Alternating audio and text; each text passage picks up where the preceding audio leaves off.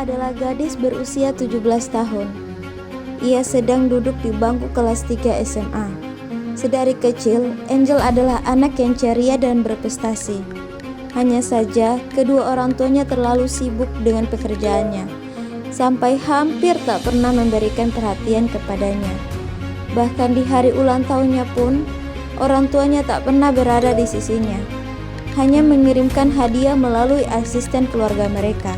Seiring beranjak usia, Angel berpikir, untuk apa dia berprestasi tetapi orang tuanya tak pernah sekalipun memperhatikan dirinya. Udah buru-buru ini gak sama sarapan. Non, jangan buru-buru makannya, nanti kesedang. Angel berpikir bahwasanya jika dia selalu mempertahankan prestasinya, ia akan diperhatikan oleh kedua orang tuanya. Tetapi kenyataannya tidak.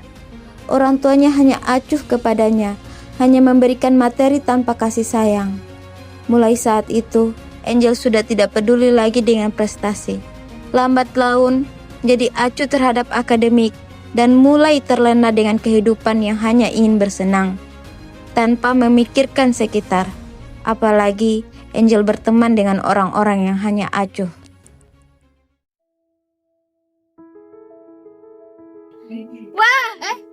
Lo, tadi lo dicariin Willy tuh. Willy dari tadi mondar-mandir nyariin lo. Oh iya, tumben dicariin. Cabut yuk. Gimana ya? Kita kan baru sekali ini nggak masuk di kelasnya Ibu Wati. Ya udah, ayo. Ayo. Pesan apa kamu? Hai sayang. Ya begini. Tapi aku lupa bawa dompet dari rumah buru-buru ke sekolah tadi. Ya udah, pesan aja. Oh ya? Sama teman-teman aku ya. Pesan aja aman.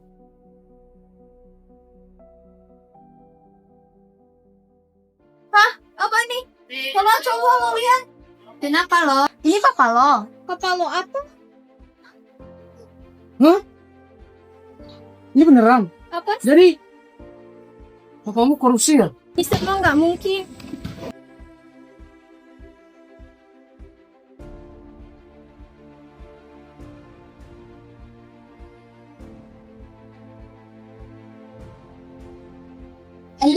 Papa lo. Itu bukan papa gue. Papa kamu. Lo anak koruptor. Enggak. Nih, ini beneran ceritanya papi. Iya nak, cerita itu benar. Ternyata selama ini papi korupsi.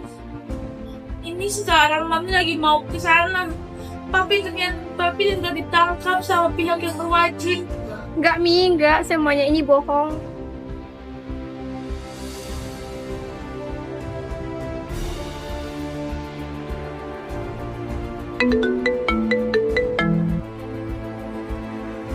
Lalu gimana nih? Semua kolega-kolega kita udah mutusin kerjasama. Papi sekarang udah di penjara. Gimana Pi? Mami bingung. Kasihan Angel. Gimana ya? Papi juga udah nggak tahu nih. Papi juga udah terlibat kasus. Papinya Sobi udah pakai uang karang itu. Gimana kita jual aja apakah masih bisa dijual nih? Yang tersisa hanya perhiasan Mami.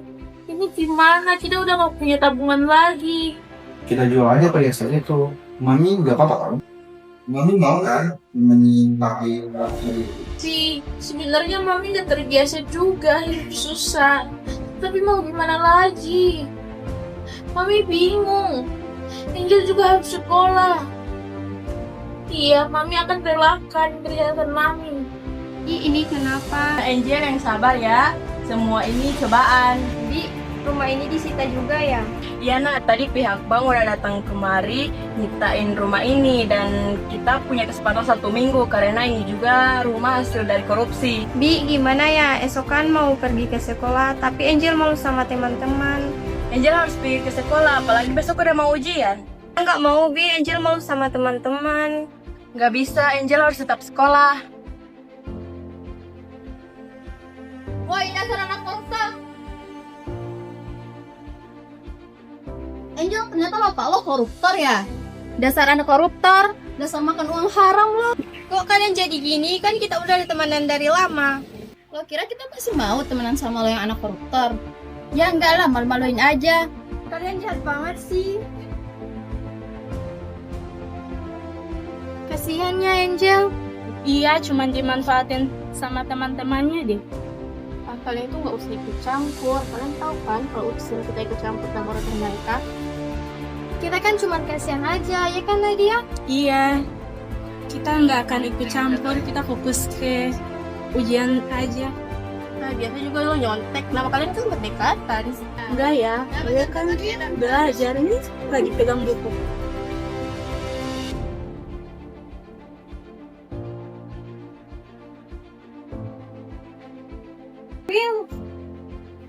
Si, jangan dekat-dekat ya. Tahu dong ada hubungan lagi. Kok kamu gitu? Kamu gak cinta lagi sama aku ya? Ya dari dulu ya, aku nggak cinta sama kamu. Kamu jahat banget, Will.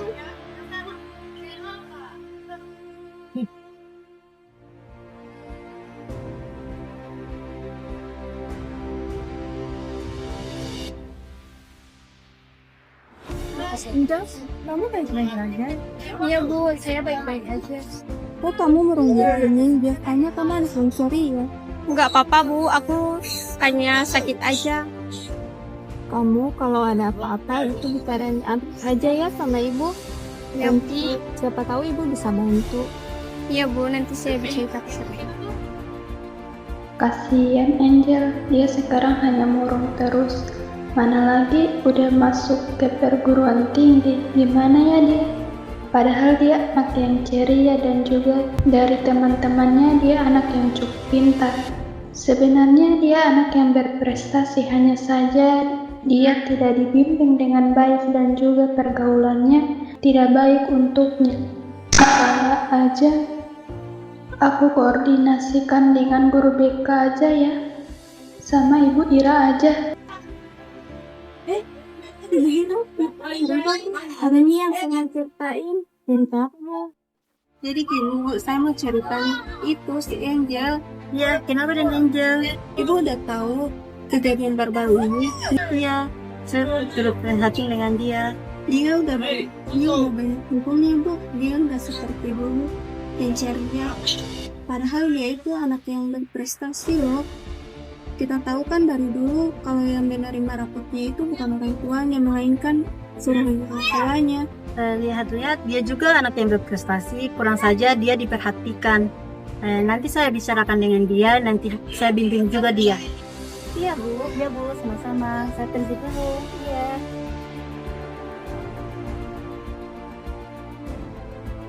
Angel, kamu kenapa?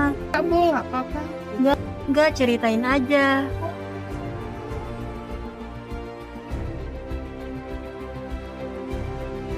Yang sabar ya nak, ini semua cobaan buat kamu. Kamu jangan putus asa dan terus belajar ya. Iya, Ibu. Ya Angel, kamu harus tetap semangat ya. Oh ya nih Jang, kamu mau jadi apa? Cita-cita saya jadi dokter. Wah, cita-cita dokter. Iya, Bu. Itu tidak mungkin terjadi karena keadaan ekonomi saya sudah Oh ya nih, Ibu mendapatkan informasi beasiswa. Oh iya, Ibu. Nanti kamu belajar lebih giat lagi. Dan apapun itu, nanti Ibu bantu ya.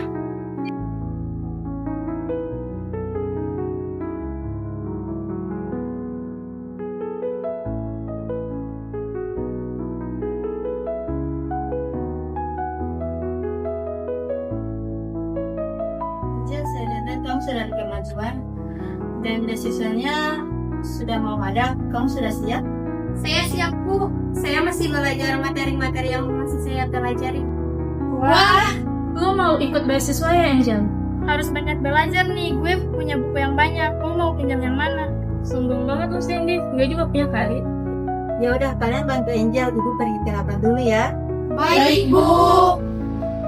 Iya, rasanya punya teman yang gak punya rasa iri, saling menjatuhkan, dan di saat-saat paling membutuhkan mereka enggak ninggalin. Ya udah, lanjut lagi, belum mumet kan? Ayo. Bagian ini udah, bagian sebelumnya udah, yang bagian ini yang belum saya mengerti. Perubahan besar dimulai dari langkah kecil. Meski tanpa dukungan dan uluran tangan, kuatkanlah dirimu karena cahaya dalam diri lebih terang daripada gelap di sekelilingmu. Perubahan bukan tentang seberapa cepat kamu berjalan, tapi konsistensimu yang membuat perbedaan. Teruslah bergerak, meski sedikit demi sedikit. Lingkungan bisa saja tidak mendukung, tapi kamu punya kekuatan untuk memulai perubahan. Hanya dengan satu langkah kecil, karena itulah yang membentuk masa depan yang penuh harapan dan keberhasilan.